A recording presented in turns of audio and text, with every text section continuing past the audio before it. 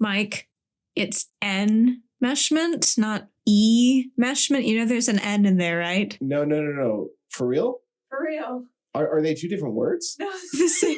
Did no one ever spell it for you? So I thought it was enmeshment. I was so confused. What is enmeshment? Enmeshment. Oh my gosh. And for years I've been saying this in conversation.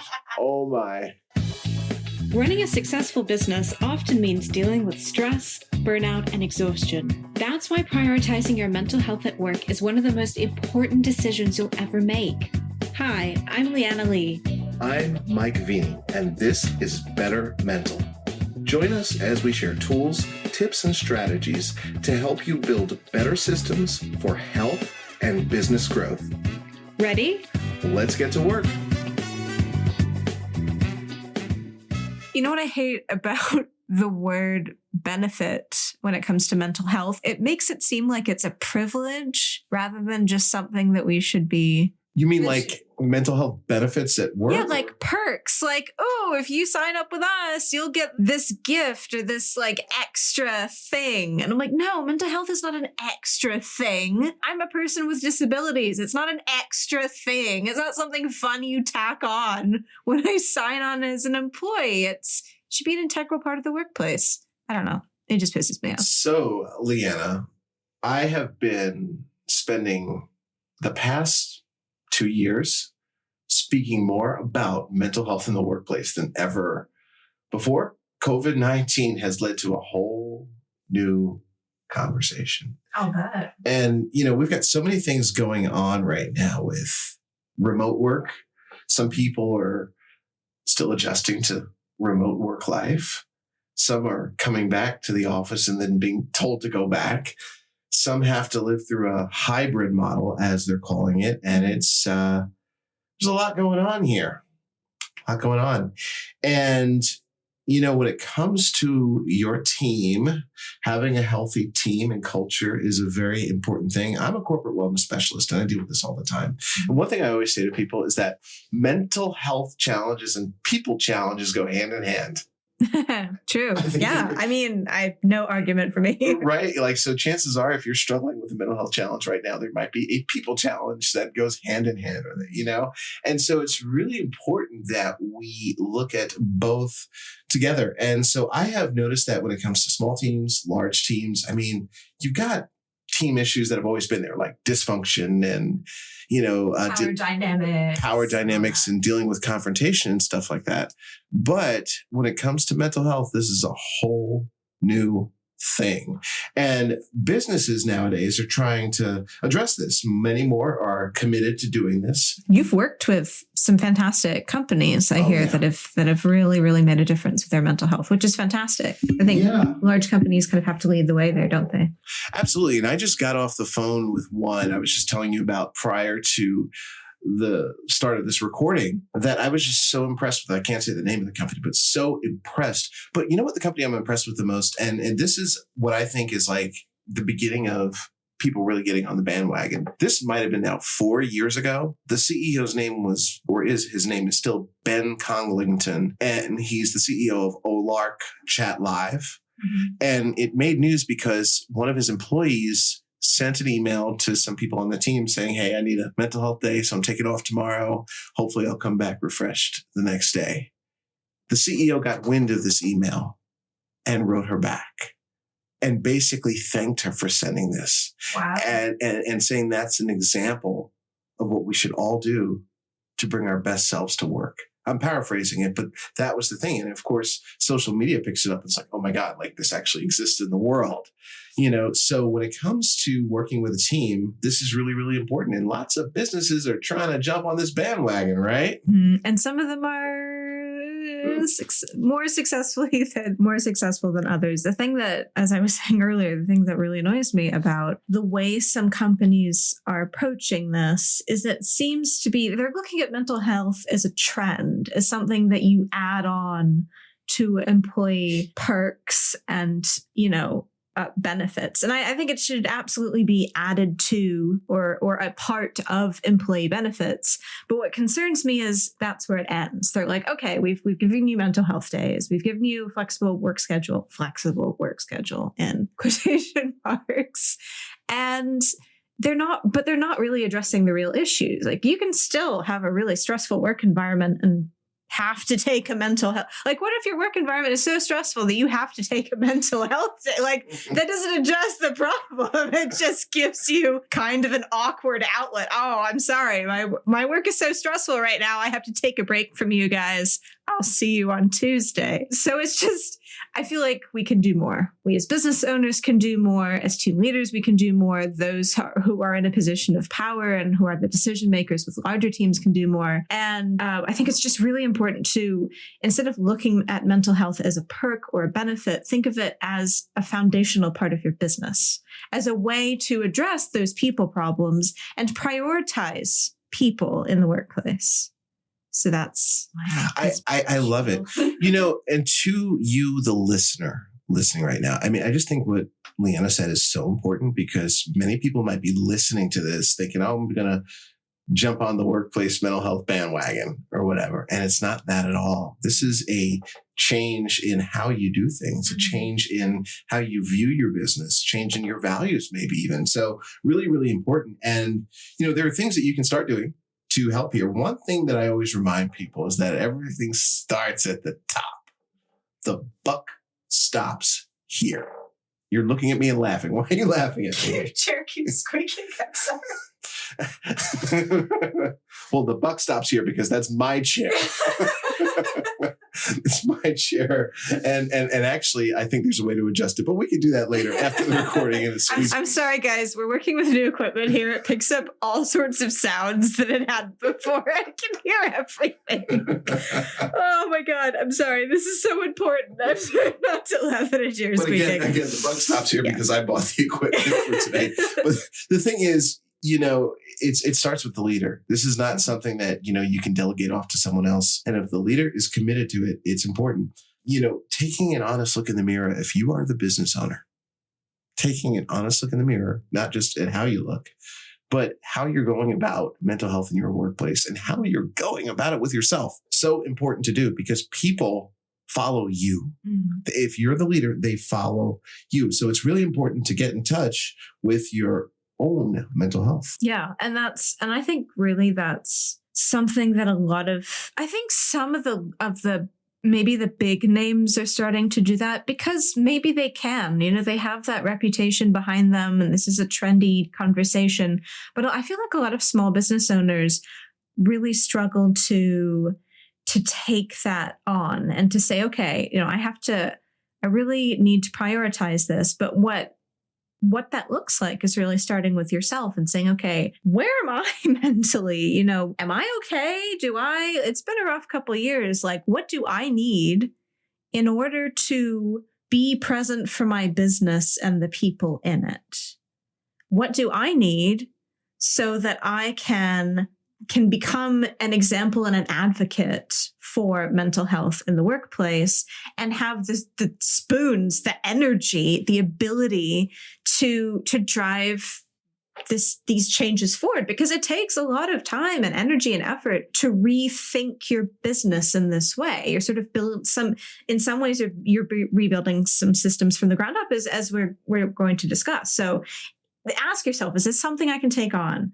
What am I struggling with right now? Do I need extra support? What do I need to be able to do this? And have these conversations with people, because I think that's where it really starts, is having conversations with people, getting to know people. Yeah, you just got me thinking, though. You just got me thinking that oftentimes when you have a team, if things aren't going the way you would like them to be going, maybe you're not getting the results that you want. It's easy to just, blame your team, your contractors, your employees, whoever. And as a business owner, I've had to learn the hard way. I'm going to actually say this for those on my team that are listening. I've had to look in the mirror at myself and say, what's going on here that's causing the problem? The buck stops here. And, that has been very painful, very ugly and messy. but it's also been so freeing and so empowering for me as a leader to be able to do that. So it's really, really important. I'm a fan of measuring things because measurement eliminates argument, something I say a lot. And we have an assessment for you that you can find on our website, bettermental.fm, on the culture of your workplace, how it looks, how you're doing as a leader. And we encourage you to go to the website, download it, fill it out, and be very honest with yourself. And you are laughing at me, Leanna. It's okay. Sorry, guys. Anyway, yes, do check out that assessment. But, one thing that also occurred to me is, I think this will have a place maybe slightly later in the conversation, but just to put it out there now, to kind of take what you're seeing with your team with a little compassion. What do you mean by that? So I've been having some conversations with, a bunch of different business owners during COVID.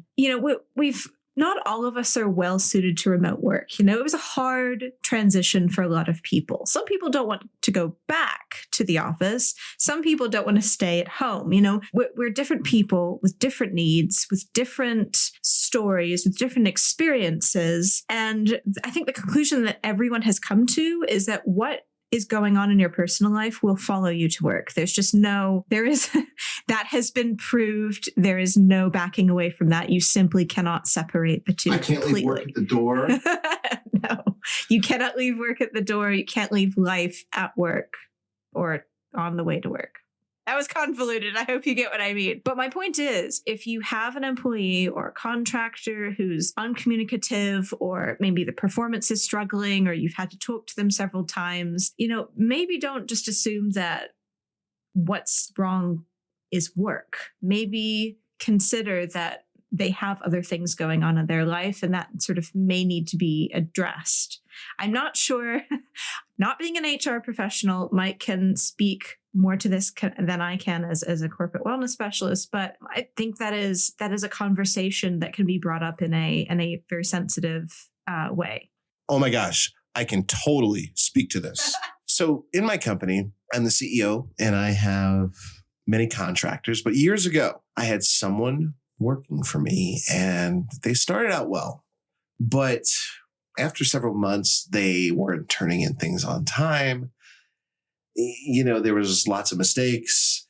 And when I saw them face to face, I noticed that they looked much different than when I seen them previously. They were not as put together, and their hygiene was a little less than what I would expect in a professional situation, if you know what I mean. And I realized at that point that this was a little beyond, someone I need to get rid of, or someone who's just incompetent. There was something going on. So I sat that person down and had a very sensitive conversation about it. And they opened up to me and admitted some things. And we worked together to get them some of the help that they desperately needed. And what was great about it is once they got that help, they started to perform so much better. And to this day, are performing so much better. So that's just a reminder on what you just said, that sometimes you can have what looks to be a performance issue or, someone not delivering, and you're thinking they're incompetent or you need to fire them or have a talk with them and confront them, but there might be something else going on. And this is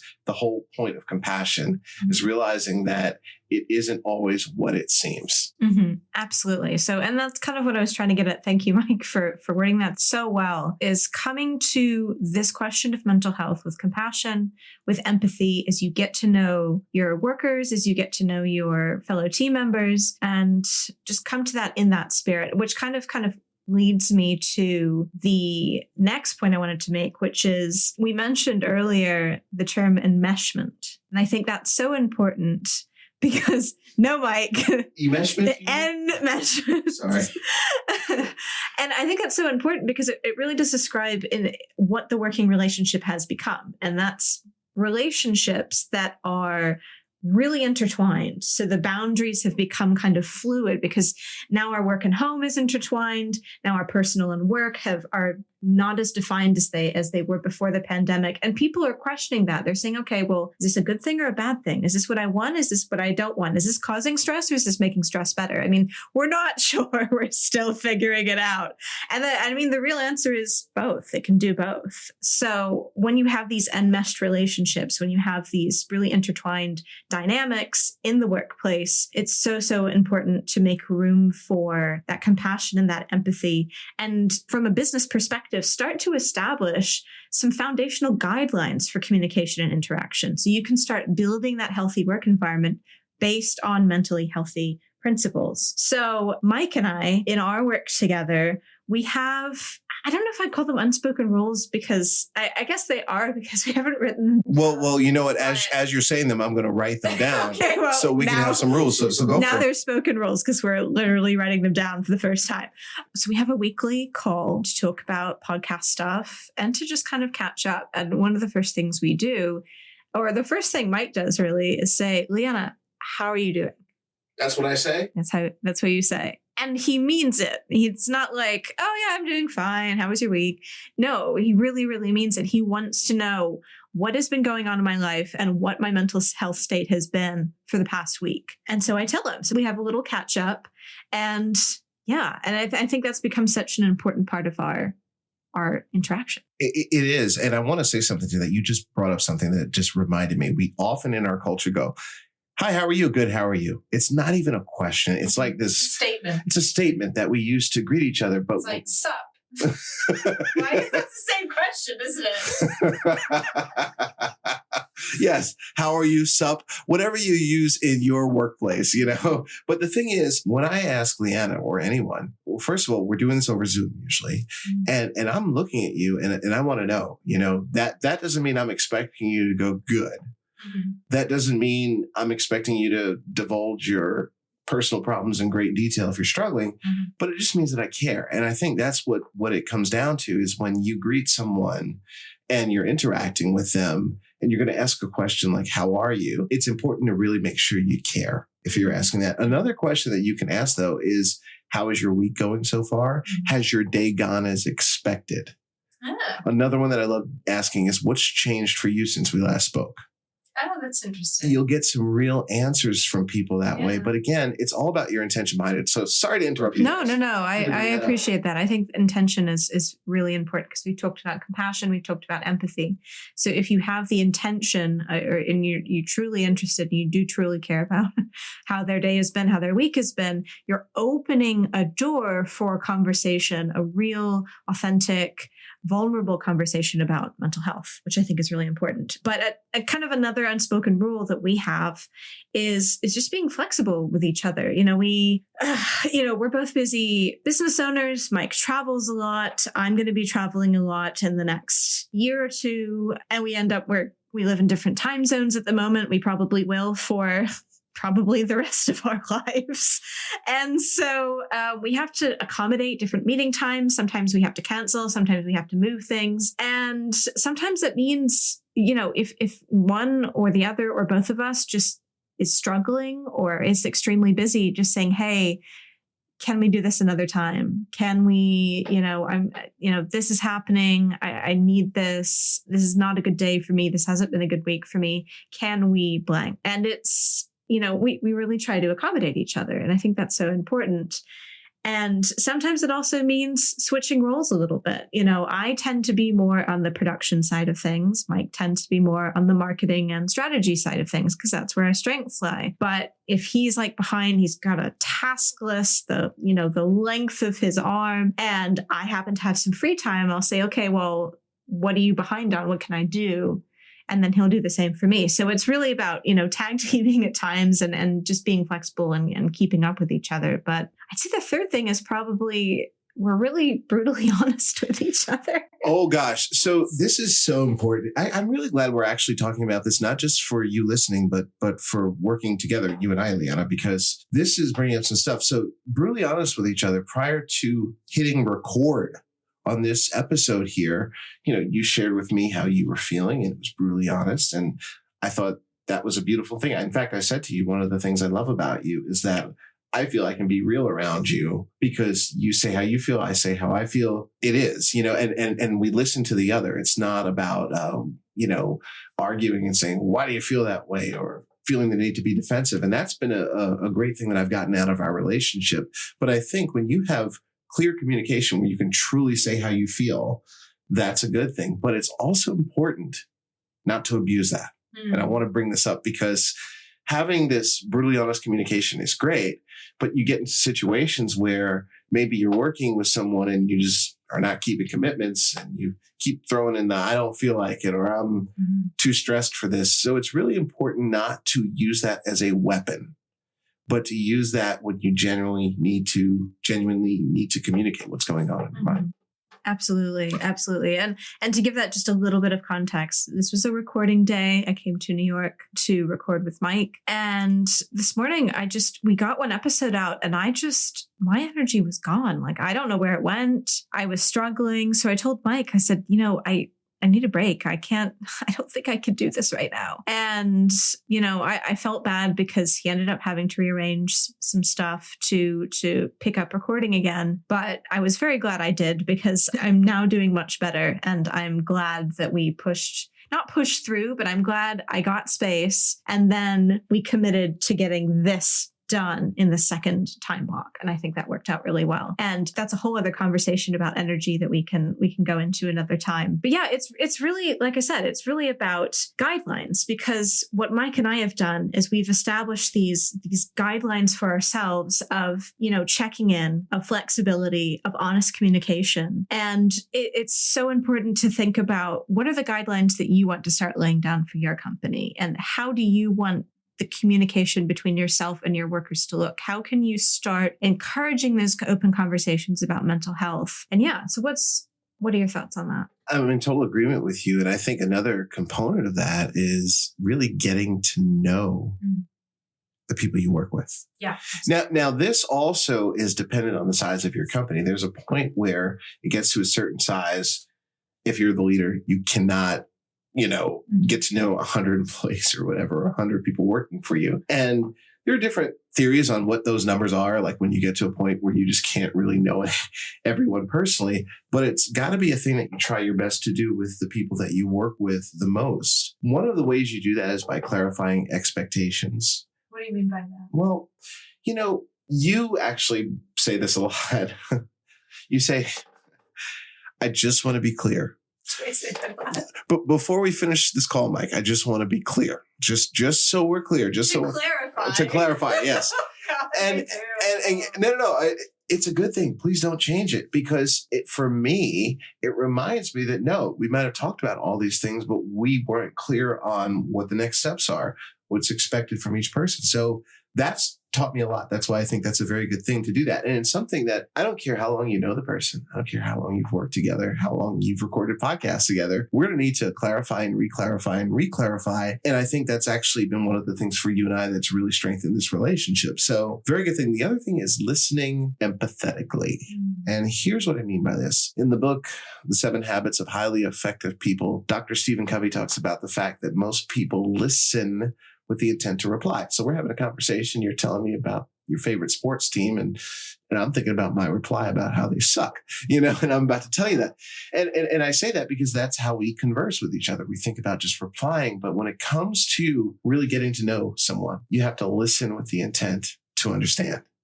And all that means is not focusing on replying. It's focusing on putting yourself in their shoes. For instance, you've shared a lot with me about your life offline, and when you do, I try to make it a point to just be present with you and just try to see it through your eyes. I'm never going to be able to fully see it that way, but trying my best. And I think that's something that's really important to get to know people, really important to do.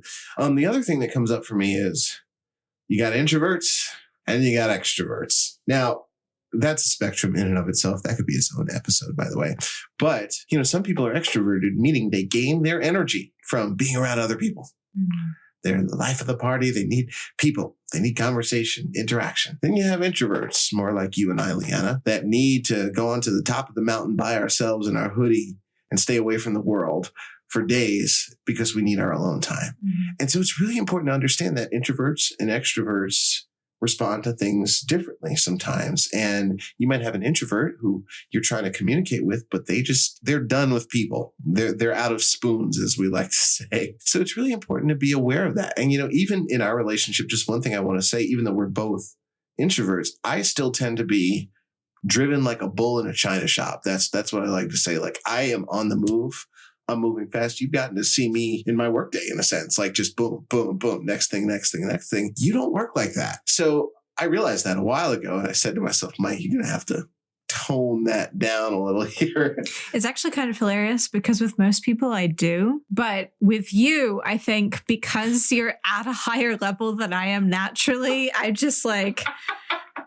yeah, I just kind of let you go because like, nope, I can't match that pace.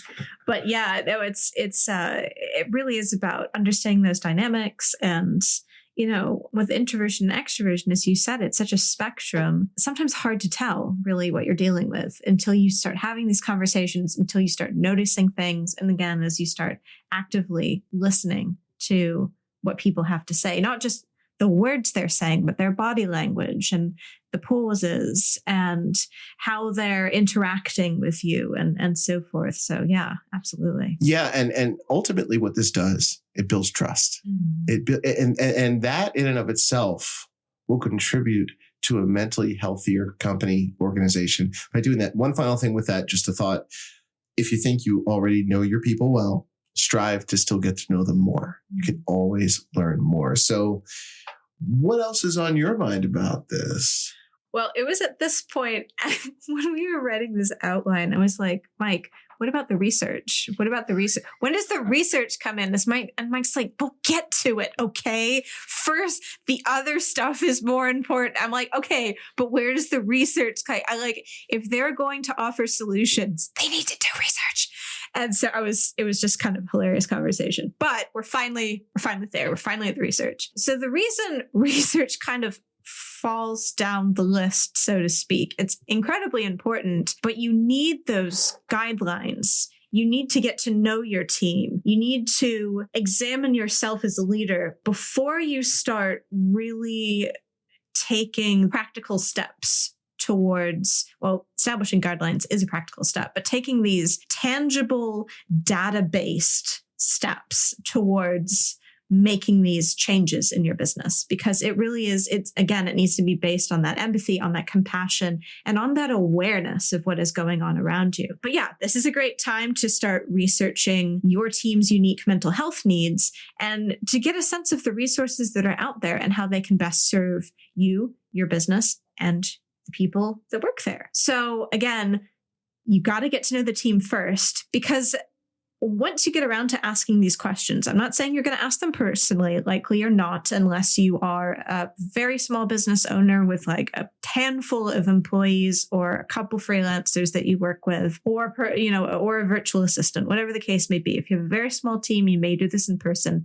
If not, it's likely going to be anonymous or conducted by someone else. But you still need to come to that with a sense of who you're dealing with. And that's, again, that sense of compassion and empathy, because these are personal questions that you're asking. No matter how you couch it, these are personal questions. To someone who doesn't know you, they can be invasive. They can be uncomfortable. They can be awkward. So by getting to know the team first and by establishing that rapport and those guidelines for open communication and open interactions and inviting conversation, you're inviting answers to these questions. So, one thing, of course, you can do is you can send an anonymous survey. You can ask for, if you have smaller teams, it may not be as formal as that. Maybe you just whip up, a couple questions and ask people to respond to it. Or you just open it up to the floor. Say, guys, I'd love to hear your thoughts on how we could improve.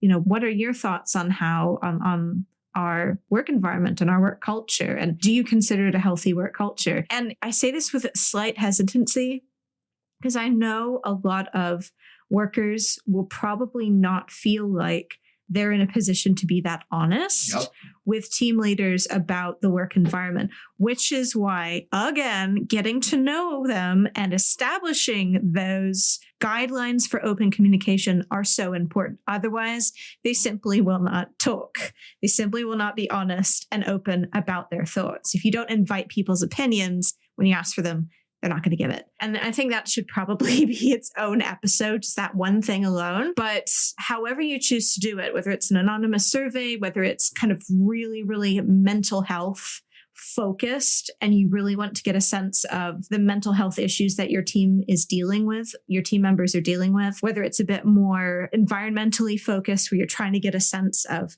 how you can improve certain areas of communication and management practices, whether it's more to do with productivity or the tools and resources that you offer, however you choose to approach that, just keep the individual in mind. And also, when I talk about the individual, I don't just mean full-time workers and part-time workers.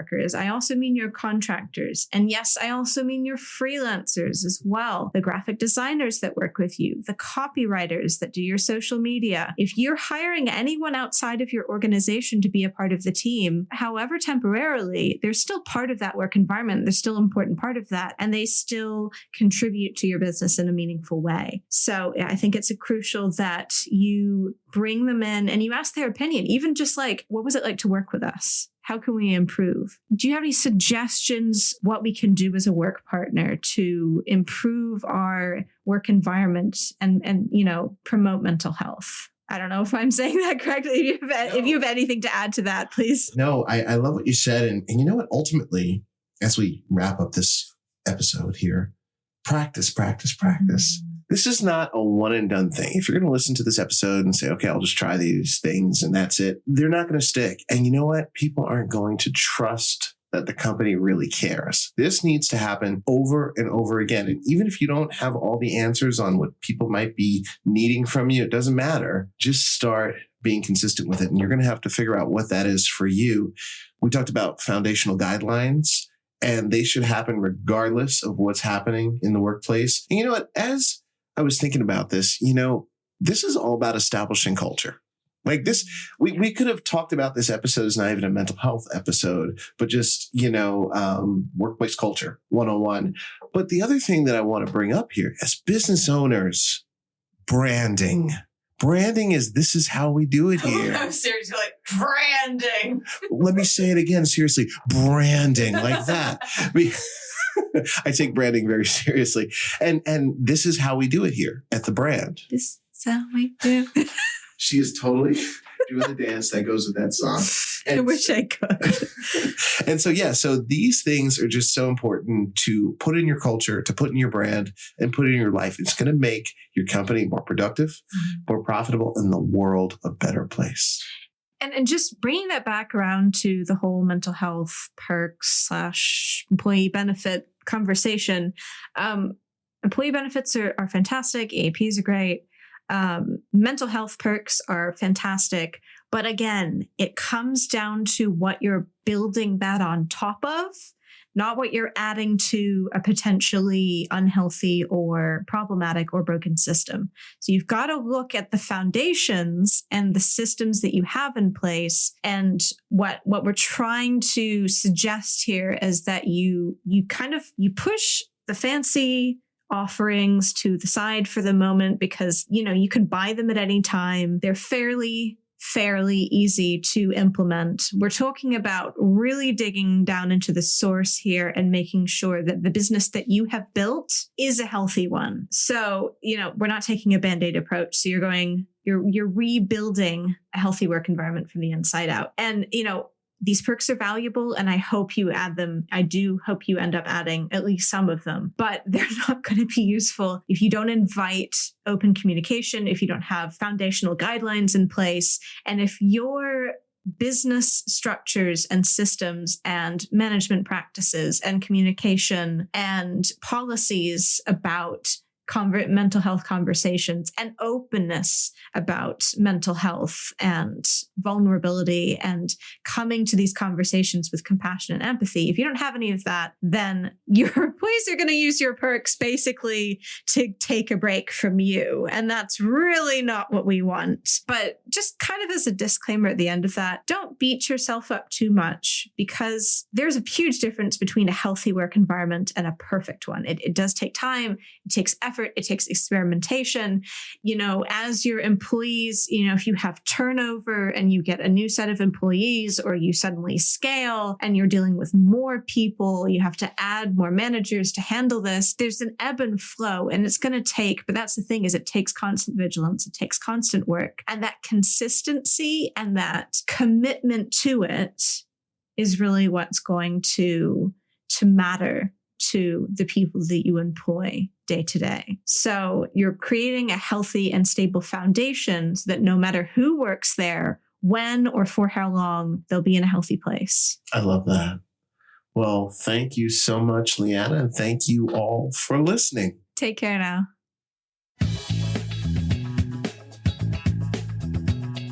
Thanks for listening. You can learn more about the resources we mentioned or connect with special guests by checking out today's show notes at bettermental.fm. And if you liked this episode, keep in touch by following us on your favorite podcast app. In the meantime, we'd love to hear what you think about the show. So DM or mention us on Twitter at BettermentalFM. Thanks again, and see you next time.